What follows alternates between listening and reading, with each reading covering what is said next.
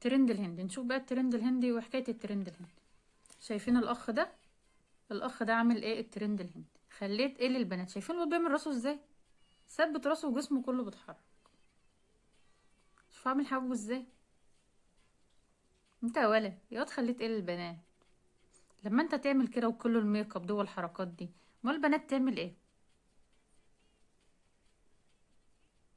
شايفين؟ وحافظ الاغنيه وماشي عليها بالنص. يا واد عيب يا ولد، يا واد عيب. يا سلام. مم. يا واد خليت ايه للبنات لا. لا لا بقى لا.